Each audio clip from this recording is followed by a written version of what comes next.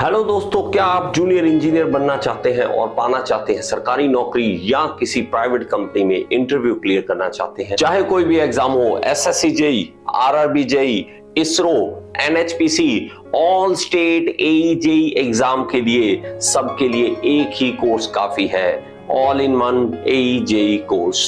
इस कोर्स में आपको मिलेंगी live classes, recordings, PDF notes, test जो आपको हेल्प करेंगे आपके एग्जाम को क्लियर करने में। इसके अलावा आपको जो भी डाउट्स है आप मेरे से डायरेक्टली पूछ सकते हैं। तो देर ना करें, आज ही ज्वाइन करें all in one AE JE course को। गुड मॉर्निंग बच्चे।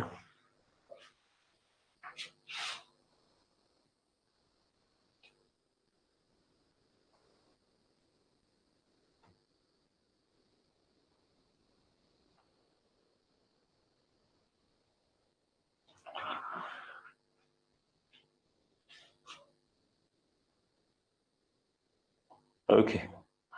Good morning, everyone. So let's start today's session. So Rankine cycle efficiency is dashed than Carnot cycle efficiency if both work under the same operating temperature. Less होगा, can be less or more or same. तो इसका right answer क्या होगा कि Rankine cycle की efficiency क्या होगी अगर वो सेम टेम्परेचर कंडीशन पर काम करते हैं। ओके, जस्ट 30 सेकेंड है आपके लिए और इसका रिप्लाई जल्दी से आप दे दें, जल्दी से बच्चे। जी, शाबाश शाबाश शाबाश। So it is less.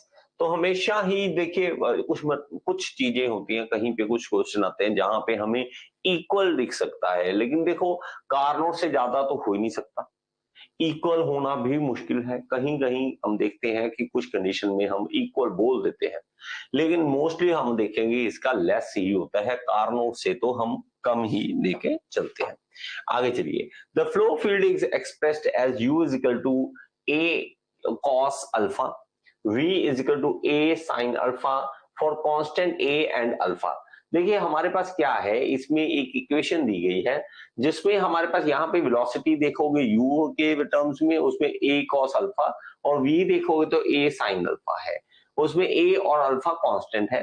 The equation of stream line passing through the origin, stream line जो है वो पास कर रही है ओरिजिन से, तो उसको फील्ड को कैसे कैलकुलेट करोगे? तो आपके पास 30 सेकंड है, अगर आप रिप्लाई कर सकते हैं इसका करिए, नहीं तो मैं आपको करवा देता हूँ, इसका क्वेश्चन का आंसर करवा दूंगा जल्दी से। ए बी सी डी आप ऑप्शन देख रहे हैं, आप में से जिसको पता है वो जरूर बता दीजिए।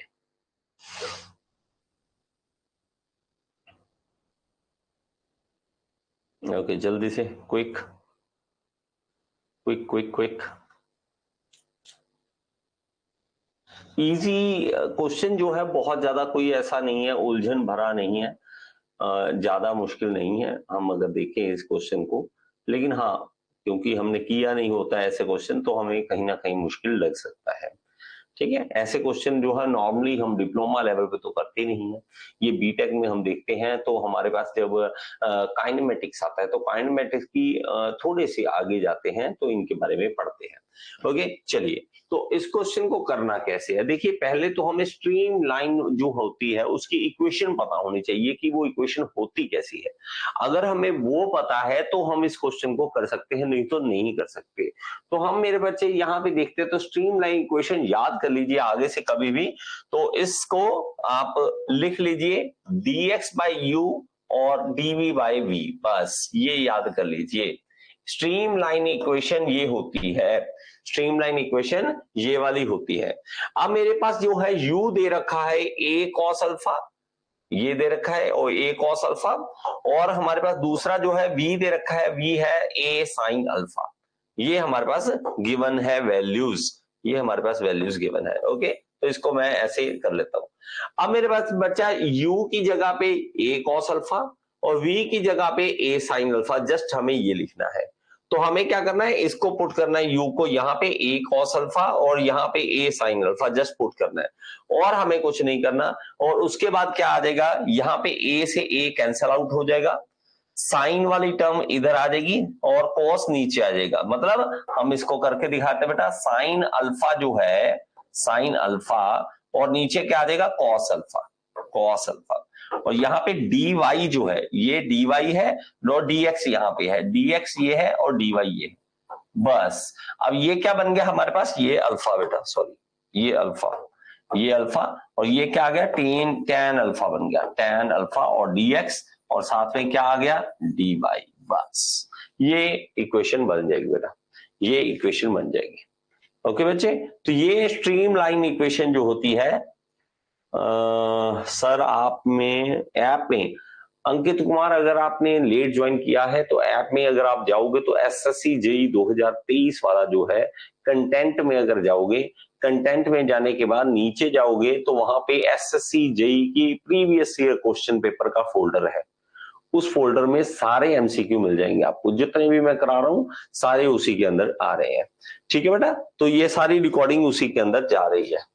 ओके चलिए आगे। A turbine rotates at 600 rpm if moment of momentum of working fluid is reduced by 15.915 kilonewton meter, then power developed in megawatt is, तो कितनी पावर वो डेवलप करेगा। कहता है टर्बाइन रोटेट कर रही है 600 आरपीएम पे और हमने उसके अंदर इफ मोमेंट ऑफ मोमेंटम, अब ये क्या चीज है, मोमेंट ऑफ मोमेंटम। अगर आपको ना समझ आए कहीं पे किसी पॉइंट का तो एक चीज याद रखिए, देखिए हमने क्या लिखना है इसमें, moment of momentum, of momentum. ये वर्ड कम सुना होता है आपने, मोमेंटम। अब ये क्या होता है, ये एक्चुअली होती है टॉर्क। बस ये क्या होती है, ये टॉर्क होती है। अब अगर आप देखोगे, अगर आपको और नहीं कुछ समझ आता तो यहां ये देख लो, इसकी यूनिट्स न्यूटन मीटर है। देखिए kilo newton metre, newton metre मतलब क्या होता है, तो ये हमारे पास टॉर्क का यूनिट्स आ जाते हैं, ये टॉर्क की यूनिट्स आ जाते हैं। ये टॉर्क गिवन है बेटा, ये टॉर्क गिवन है, वहां पे हमारे पास आरपीएम है, तो हमें मेगावाट पावर पूछी है, पावर कितनी होगी, तो जल्दी से बता दीजिए बेटा। 163 नंबर क्वेश्चन का रिप्लाई आप जल्दी से देंगे। मतलब आपको सिर्फ इसमें एक चीज नहीं, दो चीज सीखने को मिली है कि मोमेंट ऑफ मोमेंटम को टॉर्क बोलते हैं। आगे से कभी कोई पूछता है या कहीं भी क्वेश्चन में आता है तो आपको इसका पता होना चाहिए, इसको मोमेंट ऑफ मोमेंटम बोलते हैं, मोमेंट ऑफ मोमेंटम बोलते हैं। जल्दी से इसको कर दीजिए, ठीक है बच्चे। मोमेंट ऑफ मोमेंटम हो गया बेटा या नहीं, हो गया या नहीं। एन है और टी है, पावर पता करनी है। अब इसमें कौन सा formula, P is equal to power क्या होती है, 2 पाई एन टी बाई 60। ये फॉर्मूला हम लगाते हैं 2 पाई एन टी बाई 60, जो फॉर्मूला लगाते हैं जस्ट उसमें वैल्यूज डालनी है और कुछ नहीं करना आपको। ठीक है, तो हमारे पास क्या होगा, 2 पाई एन टी बाई 60 और ये क्या है, पावर। बस पावर निकाल दोगे, 2 into pi into N, N कितना है, एन 600 और टी कितना है 15.9, ये 16 ले लो इसको एक बार, ये क्या है 60, ये 600 है। ठीक है, ये आ गया और ये 10 आ गया, तो ये मल्टीप्लाई करिए, मल्टीप्लाई करने के बाद हमारे पास कितना आ रहा है, ये 1 मेगावाट, 1 मेगावाट। तो किसका, बी जिसका भी है, बी जिसका भी है वो हमारे पास आंसर सही है उसका। ठीक है, बी आंसर सही है। मेगावाट का मेगा का मतलब 10 की पावर 6 बेटा, 10 की पावर 6। ठीक है, मेगा का मतलब हमारे पास 10 की पावर 6 आ जाता है। चलिए आगे नेक्स्ट करते हैं। नेक्स्ट क्वेश्चन हमारे पास आ जाइए। Steam jet draught is used in dash boiler.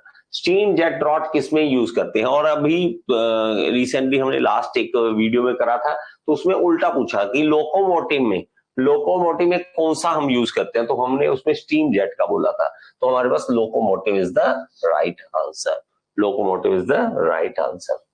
If x represent the dryness fraction, अगर x ड्राइनेस फ्रैक्शन को रिप्रेजेंट करता है स्टीम की, the specific volume of wet steam is given by, तो स्पेसिफिक वॉल्यूम कैसे दर्शाएंगे आप, स्पेसिफिक वॉल्यूम को कैसे आप दर्शाओगे, किसकी, वेट स्टीम है ना, तो वेट स्टीम की स्पेसिफिक वॉल्यूम को कैसे दर्शाएंगे, ए बी सी डी आपके पास ऑप्शन है, आप जल्दी से बता दीजिए।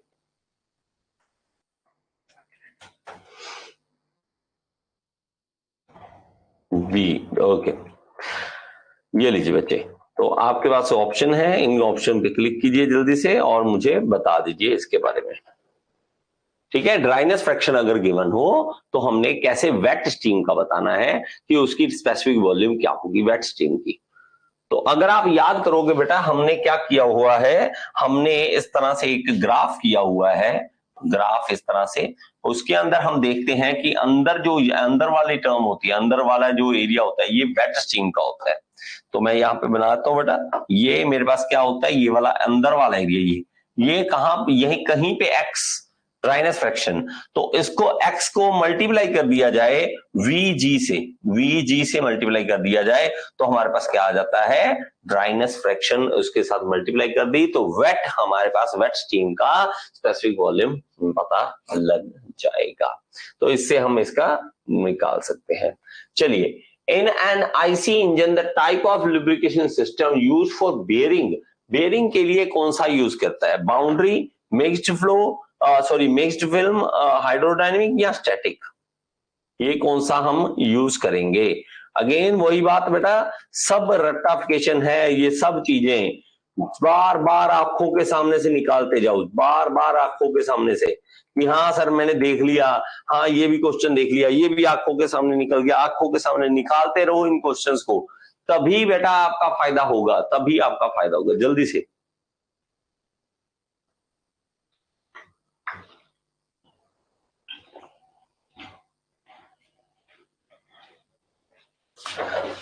सो सी इज द राइट आंसर, शाबाश। हाइड्रोडायनेमिक, हाइड्रोडायनेमिक हम यूज करते हैं कैसे, बेयरिंग के अंदर लुब्रिकेशन सिस्टम यूज करते हैं। If a thermometer is used to measure temperature in a moving stream in a nozzle, it measure dash temperature।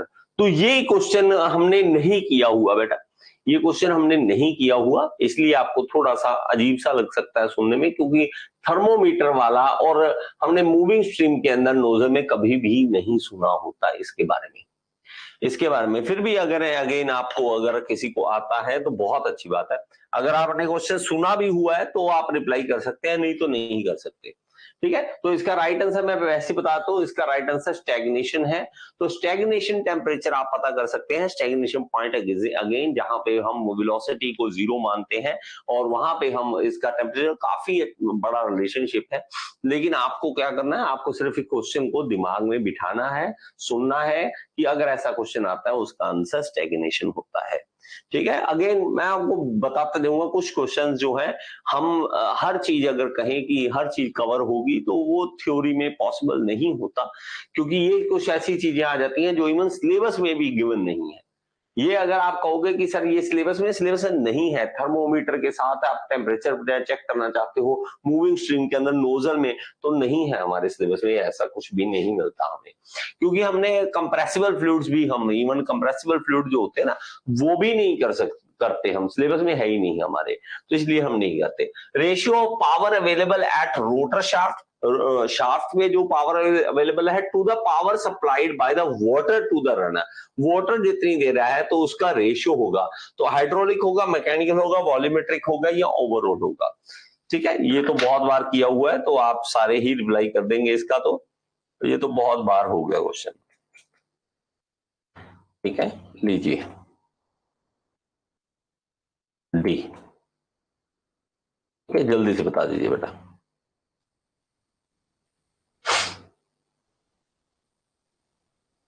शाबाश शाबाश, बाकी भी क्लिक कर दो बेटा, जो भी आपको लगता है वो क्लिक कर दो, ए बी सी डी जो गलत लगता है चाहे सही लगता है क्लिक कर दो बस।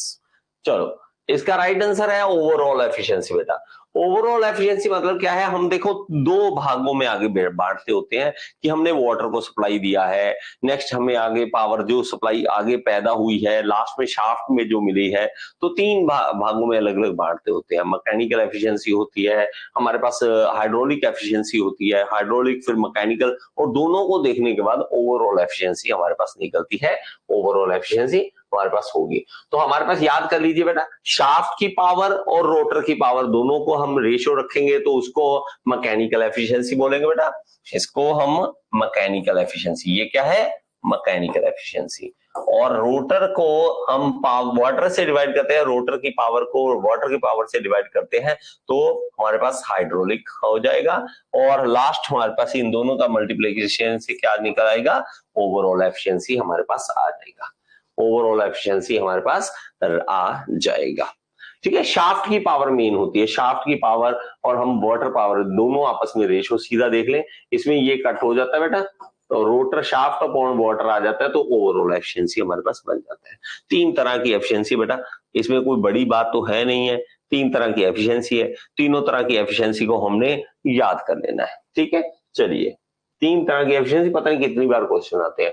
If a metacentric height of floating object is positive, the object will be in stable, neutral, stable, unstable या अनस्टेबल। तो कौन सा इक्विलिब्रियम होगा, जल्दी से आप बता देंगे, लीजिए। मेटासेंट्रिक हाइट पॉजिटिव है, मेटासेंट्रिक हाइट पॉजिटिव है, तो इसके लिए क्या होगा, स्टेबल, न्यूट्रल, स्टेबल और अनस्टेबल इक्विलिब्रियम या अनस्टेबल इक्विलिब्रियम। जल्दी क्लिक करो बेटा, क्लिक करो, क्लिक करो, शाबाश, सारे क्लिक करो, क्लिक करोगे तभी आपके आंसर मेरे पास पहुंचते हैं। ठीक है, चलिए, ठीक है, सो इसका राइट आंसर क्या है, स्टेबल इक्विलिब्रियम। जब हमारे पास मेटासेंट्रिक हाइट जो है पॉजिटिव रहे तो स्टेबल है, जब वो जीरो आ जाए तो वो क्या है, न्यूट्रल, और अगर नेगेटिव आ जाए तो वो अनस्टेबल हो जाता है, अनस्टेबल हो जाता है। तो हम देख सकते हैं मेटासेंट्रिक हाइट जीएम से हम देखते हैं, जीएम अगर ग्रेटर देन जीरो है, एम इज अबव जी है, तो stable equilibrium, GM is equal to zero, M जो है वो जी के साथ कोइंसाइड कर जाए तो न्यूट्रल इक्विलिब्रियम, अगर नेगेटिव आ जाए, लेस देन जीरो आ जाए, एम इज बिलो जी आ जाए, तो अनस्टेबल। ये सब कुछ मैंने आपको करवाया हुआ है, ये सब कुछ हम आपको ये चीजें बताई हुई हैं, तो मुझे लगता है कि आप कर सकते हैं इन क्वेश्चंस को। If the velocity of flow at a particular point और an section does not change with respect to time, then the flow is known as, time के साथ चेंज ना करे, तो इसका क्वेश्चन को अगर मैं दूं ऑप्शन या नहीं, मुझे लगता है इनका ऑप्शन देना भी गलत बात है, और क्योंकि अगर किसी ने, एक भी बच्चे ने गलत किया या जानबूझ के गलत किया तो मेरा फिर मूड सा खराब हो जाता है, इसलिए मैं ऑप्शन नहीं दे रहा आपको। ठीक है, तो आप क्लिक मत करना। तो उसको स्टेडी फ्लो बोलते हैं, हम स्टेडी फ्लो बोलते हैं जिसका हम टेम्परेचर के साथ हमारे पास वेलोसिटी चेंज ना हो, जो उसकी प्रॉपर्टीज चेंज ना हो, तो उसको कहते हैं। ओके, नेक्स्ट चलते हैं, नेक्स्ट हमारे पास है in a floating body the buoyancy force acts through the center of gravity of displaced volume of the fluid termed as, तो ये तो आसान क्वेश्चन है, कहता है buoyancy force जहां पे एक्ट करती है, ठीक है, तो उसको हम क्या कहेंगे,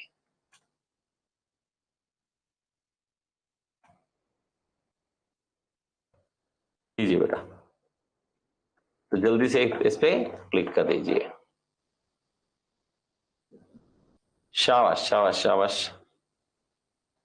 सेंटर ऑफ बायोन्सी, शाबाश, centre of buoyancy is the right answer.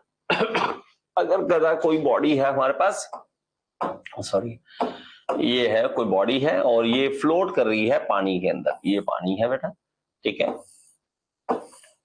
ठीक है, यहाँ पे पानी है, ये सारा पानी है,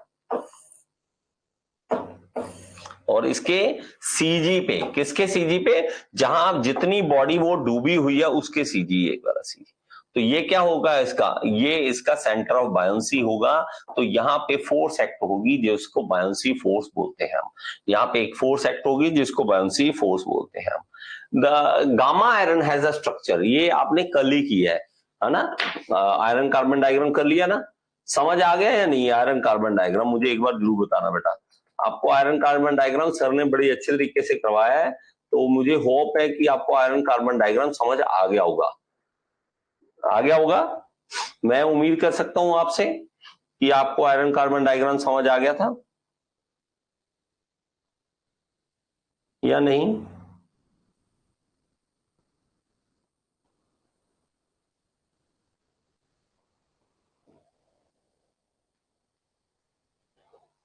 एक बार बता दीजिए बेटा, एक बार बता दीजिए, आयरन कार्बन डायग्राम समझ आ गया था या नहीं। आयरन कार्बन डायग्राम समझ आ गया था या नहीं? अभी कोई कमी है तो बताइए, क्योंकि आयरन कार्बन डायग्राम से क्वेश्चन ना आए ऐसा इम्पॉसिबल है, ऐसा इम्पॉसिबल है। जल्दी से बताओ बेटा। शाबाश, FCC is the right answer. FCC होता है गामा, हमारे पास एफसीसी होता है, पहले हमारे पास आता है अल्फा, अल्फा जो होता है बीसीसी होता है, बीसीसी में दो आता है, मैग्नेटिक, नॉन मैग्नेटिक, फिर मैग्नेटिक भी आते हैं, उसके बाद एफसीसी आता है जिसमें गामा होता है और डेल्टा आता है, फिर से बीसीसी आता है। तो हमारे पास तीन स्ट्रक्चर अलग अलग बनते हैं, तो अल्फा, गामा और डेल्टा, वो तीनों स्ट्रक्चर के बारे में हमने पढ़ना होता है। चलो बढ़िया, चलो बहुत अच्छी बात है। आयरन कार्बन डायग्राम जरूरी है बेटा। For fluid the shear stress is directly proportional to, fluid के शियर स्ट्रेस जो है वो डायरेक्टली प्रोपोर्शनल किसके होता है? साइज, शेप, शियर स्ट्रेन या स्ट्रेन। ठीक है, फ्लूइड स्ट्रेस जब हम देखते हैं, शियर स्ट्रेस जो है शियर स्ट्रेन के डायरेक्टली प्रोपोर्शनल होता है। जब हम शियर स्ट्रेन क्या है, कितना आगे की ओर मूव कर चुका है वो। चलिए, okay, if stress measuring device shows reading of 1 megapascal, it is equivalent to, ये सबसे आसान क्वेश्चन आज का, ये सबसे आसान क्वेश्चन है। ठीक है, इससे आसान क्वेश्चन अगर पूछना है, ऐसे तो क्वेश्चन पूछेगा नहीं, पता नहीं ये एसएससी जेई ने पहले कैसे पूछ रखा है इन क्वेश्चंस को। ठीक है, इनको भी कई बच्चे गलत करके आते हैं, ये मानोगे इन क्वेश्चन को भी गलत करके आते हैं कई बच्चे। सीरियसली कह रहा हूं, इस क्वेश्चन को भी कई बच्चों ने गलत किया होगा।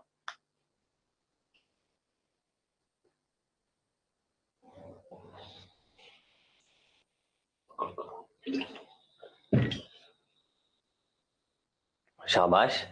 अब ये सी किसने प्रेस किया है? सी कौन बोल रहा है? अब सच में बता दो, सी कौन बोल रहा है? मेरे से मार मूर खानी है तो खा लो। डी, अरे मेरे बच्चे बताओ, मैं अभी कह रहा हूं कि इसको भी गलत करते हैं। अब जानबूझ के मेरे सामने गलत कर रहे हो या नहीं आता आपको? 1 मेगा पास्कल जो है, मैंने कितनी बार आपको बताया बेटा, इसको याद कर लो, वो 1 न्यूटन पर एमएम स्क्वायर के बराबर होता है। इसको याद कर लो, इसको दिमाग में बिठा लो, क्योंकि बहुत बार हमें मेगा पास्कल में वैल्यू दे रखी होती है कि 100 मेगा पास्कल, वो एक्चुअली 100 न्यूटन पर एमएम स्क्वायर ही होता है। 1 मेगा पास्कल, 1 मेगा पास्कल जो है 1 न्यूटन पर एमएम स्क्वायर के इक्वल होता है। रट्टा मार लीजिए इसको, रटाफिकेशन कर लीजिए इसको। 100 मेगा पास्कल 100 न्यूटन पर एमएम स्क्वायर, बस। तो हमें टेंशन नहीं होती इसकी। The pressure ratio known as critical pressure ratio for maximum discharge through the nozzle is given by, कहता है कि मैक्सिमम अगर डिस्चार्ज आप लेना चाहते हो तो उस टाइम प्रेशर रेशियो कितना होगा। ए बी सी डी आपके पास ऑप्शन दे रखे हैं बेटा, इन ऑप्शन में कोई भी आप क्लिक करके मुझे बता सकते हैं कि प्रेशर रेशियो क्या रहेगा जब हमने मैक्सिमम डिस्चार्ज लेना होता है। ठीक है, इसको मैं थोड़ा सा ऊपर कर देता हूं और ये भी ऑप्शन आपको दिख जाएगी। ठीक है, चलिए ये ऑप्शन, नीचे वाली ऑप्शन भी आपको दिख जाएगी। लीजिए बेटा, कितना होगा ये क्वेश्चन? ये 175 का आपने ऑप्शन का रिप्लाई करना है।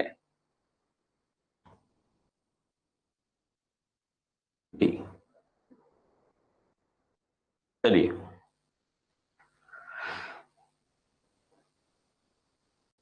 शाबाश शाबाश, जल्दी से।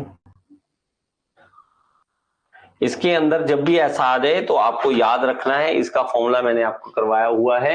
ए जो है P2/P1 2/n+1 n/n-1, ये फॉर्मूला इसका होता है जब हम मैक्सिमम डिस्चार्ज देते हैं, मैक्सिमम डिस्चार्ज लेते हैं। Lead screw of a lathe machine is an example of dash pair, turning pair, screw pair, sliding pair या रोलिंग पेयर। 176 का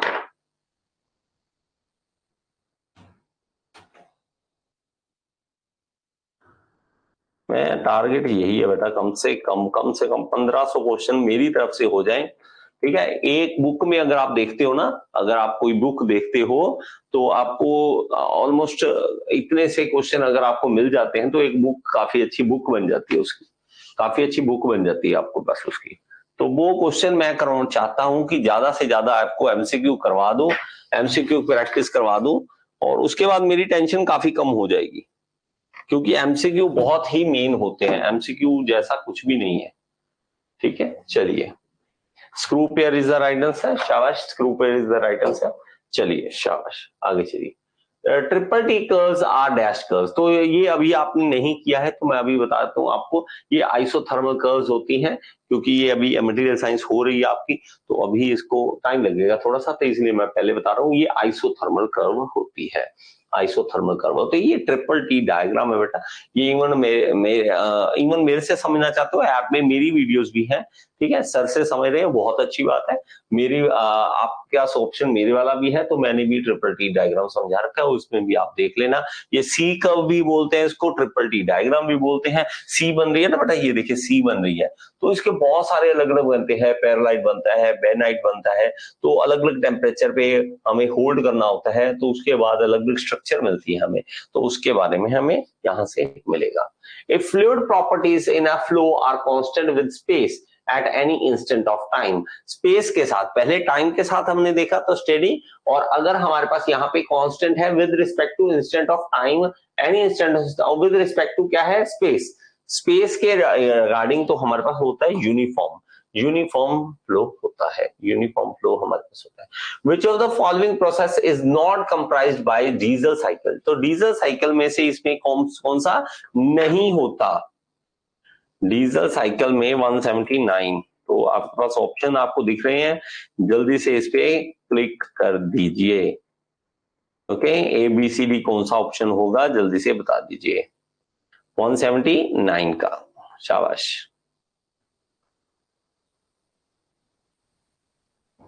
याद रखेंगे कौन सा साइकिल है, डीजल साइकिल, डीजल साइकिल।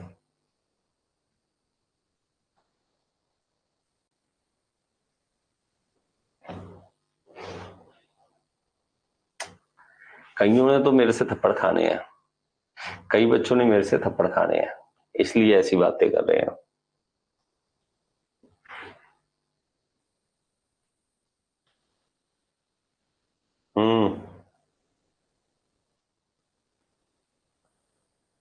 चले,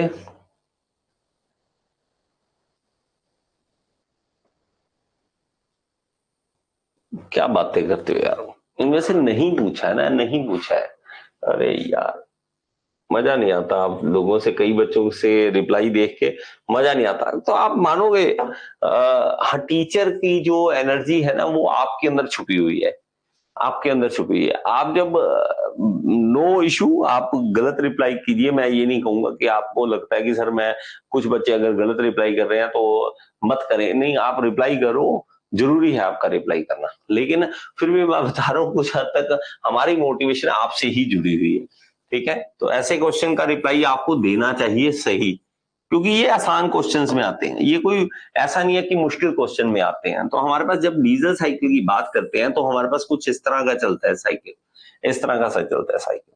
तो हमारे पास जब हीट एडिशन हो रही है, हीट एडिशन जब होती है तो वो कांस्टेंट प्रेशर पर होती है, addition of heat at constant pressure, सही है, ये तो बात सही है। और हमारे पास एक्सपेंशन है और कंप्रेशन है, दोनों प्रोसेस हमारे पास, कंप्रेशन और एक्सपेंशन दोनों प्रोसेस ये वाली, ये एडियाबैटिक है, एडियाबैटिक एक्सपेंशन है, कंप्रेशन भी है। Rejection of heat at constant volume, यहाँ पे रिजेक्शन होती है हीट की कांस्टेंट वॉल्यूम पे होती है हमारे पास, ये भी सही है, क्योंकि ये वॉल्यूम होता है, ये प्रेशर होता है, ये भी सही है। Addition of heat at constant volume, addition of heat at constant volume ये नहीं होती बेटा, कांस्टेंट वॉल्यूम पे हीट एडिशन नहीं होती, तो A is the right answer, इसमें A is the right answer. क्या हो गया बेटा, मुझे बात कीजिए मेरे से, गलत क्यों किया ये क्वेश्चन, ठीक है, गलत नहीं करना बेटा, कुछ क्वेश्चन ऐसे हैं बहुत ही आसान क्वेश्चन माने जाते हैं, ये सीरियसली बता रहा हूं, अभी भी बहुत ही आसान क्वेश्चन में है, मुझे नहीं पता 2020 या उससे पहले क्यों इतने आसान आते थे, उसके बाद थोड़ा थोड़ा लेवल इन्होंने बढ़ाना स्टार्ट किया है। 20 ये 2020 का क्वेश्चन पेपर है, उसमें थोड़े से आसान क्वेश्चन दे रखे हैं 2020 में, तो ये क्वेश्चन आसान क्वेश्चंस में आता है, कोई मुश्किल में नहीं आता, ठीक है। मुश्किल तो अभी आपको एक सीरीज अलग से लाऊंगा जिसमें थोड़े से टफ क्वेश्चन में डालूंगा, ये तो अभी मुझे ये है कि क्वेश्चन पेपर खत्म कराने हैं, कि बच्चों को जाता है कि सर पुराने पेपर, प्रीवियस ईयर पेपर वो भी जरूरी है, इसलिए मैं इनको करवा रहा हूं। नहीं तो मैं अगर कहूं तो इन क्वेश्चन को करवाने की कई बार जरूरत भी ना पड़े, इतने आसान क्वेश्चंस में आता है ये। चलिए आगे। In an isentropic process, the pressure of P of a gas varies with temperature T as P is equal to K T power 5/2, where K is a constant. The ratio gamma Cp by Cv of a gas is, तो हमारे पास gamma कितना होगा, तो आपको बताना है ये कितना होगा गामा। ठीक है, ये क्वेश्चन बहुत ही कम आपको करने को मिलता है इस तरह का, तो आप में से जिसको आता है वो बता दे। अगर ये क्वेश्चन नहीं आता तो हाँ, ये ऐसा क्वेश्चन होता है जो आपको बहुत कम देखने को मिलते हैं, लेकिन ऐसे क्वेश्चन आ जाएंगे एसएससी जेईई में, ऐसे क्वेश्चन आएंगे। ठीक है, तो आपको इनका रिप्लाई देना है जल्दी से जल्दी, जल्दी से बोलिए बेटा। तो हमें एक रिलेशन दे रखा है प्रेशर और टेम्परेचर का, आपस में एक रिलेशन दे रखा है, P equal to K T raise to power 5/2, ये एक रिलेशन है। इसके रिलेशन के बेस में हमने क्वेश्चन कर देना है। नहीं, चलो शाबाश, देखते हैं। देखिए मेरे बच्चे, हमारे पास जो इक्वेशन होती है वो कुछ इक्वेशन नॉर्मली हम देखते हैं तो ये होती है आइसेंट्रोपिक की।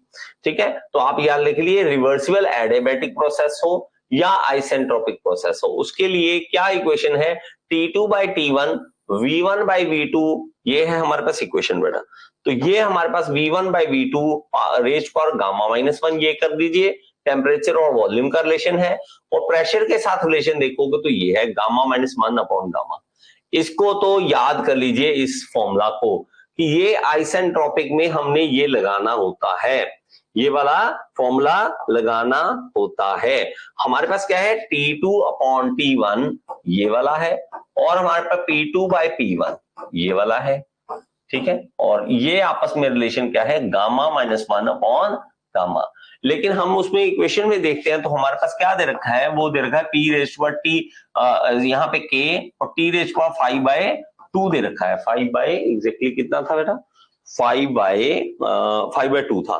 तो ये था, यहाँ पे हमारे पास T की पावर दे रखी है, यहाँ पे P की पावर दे रखी है, तो बस उल्टा कर देना है हमें। उल्टा का मतलब ये वाला पावर जो है इधर चली जाएगी, तो ये पावर इधर जब चली जाएगी तो P जो है, T की पावर क्या आ जाएगा, गामा उल्टा हो जाएगा, गामा अपॉन गामा-1। तो ये देखो और ये देखो, बस मतलब क्या है, T और P के डायरेक्ट रिलेशन हम इस तरह से निकालेंगे।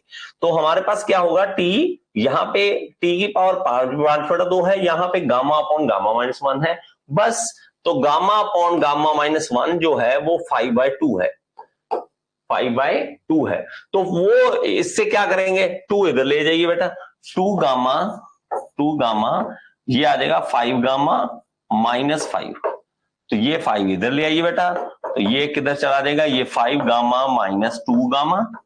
ठीक है, और यहाँ पे ये आ जाएगा बेटा 3 गामा, तो ये आ जाएगा 3 गामा, और ये मेरे पास नीचे ले आइए इसको, 5/3 आ जाएगा। तो गामा क्या आ गया, 5/3 आ जाएगा। तो गामा 5/3 आ जाएगा, ये 5/3 है। ये C is the right answer, C is the right answer. इस तरह से क्वेश्चन आ सकता है बेटा, इस तरह के क्वेश्चन आ जाते हैं। तो ये क्वेश्चन होते हैं जिसमें हम मानते हैं कि बच्चा अगर गलत करता है तो कोई बड़ी बात नहीं है, हो सकता है आपसे गलत। हेलो दोस्तों, क्या आप जूनियर इंजीनियर बनना चाहते हैं और पाना चाहते हैं सरकारी नौकरी, या किसी प्राइवेट कंपनी में इंटरव्यू क्लियर करना चाहते हैं, चाहे कोई भी एग्जाम हो, SSC JEE, RRB JEE, ISRO, NHPC, all state AE JEE exam के लिए, सबके लिए एक ही कोर्स काफी है, all in one AE JEE course. इस कोर्स में आपको मिलेंगी live classes, recordings, PDF notes, test जो आपको हेल्प करेंगे आपके एग्जाम को क्लियर करने में। इसके अलावा आपको जो भी डाउट्स है आप मेरे से डायरेक्टली पूछ सकते हैं। तो देर ना करें, आज ही ज्वाइन करें all in one AE JEE course को।